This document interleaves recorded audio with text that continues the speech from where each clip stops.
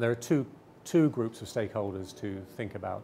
One is the core group of stakeholders who actually are impacted by your business, so they actually have real experience with your business, whether it's as a consumer, as a user of the product, or it's as a fence line community who are actually affected by, if it's a plant or a big industrial operation, they're actually affected, their lives are affected by you.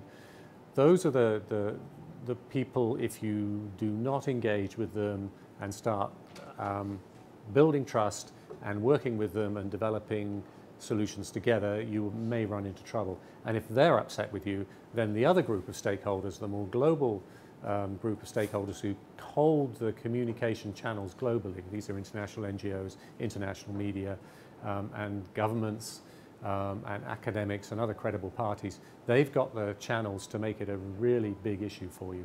And the two working together can shut down your business. So the aim is to keep those two groups apart, and you do that by doing the right thing, being responsible, building trust, and being a responsible business. So I think there have been changes, but the underlying principles remain the same. And if you want to defend your reputation, there's two parts of it. One is about your behavior and the way you do business. You've got to operate responsibly, and you've got to be seen to operate responsibly, and you've got to bring your core stakeholders along with you, your communities and people who are actually affected by your project or your product. So if you do that right, then you're in a reasonably good place, and then you have to communicate that. Now, what social and digital media have done is change the channels of communication. They've also upped the game so that you're much, much more in the limelight than you were before, and you don't have as much time to react.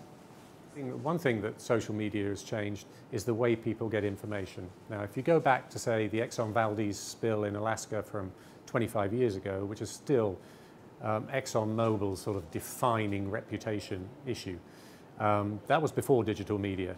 And you'll find that the coverage, people picked up their opinions from the news coverage. So the traditional media coverage, experienced journalists who were commentators as well, they formed the opinions of people. Now in the day of social media, digital media, there's so many people giving their opinions, sending on pictures, taking pictures with their phones, sending videos in, giving their own opinions and ideas and snapshots of what's happened.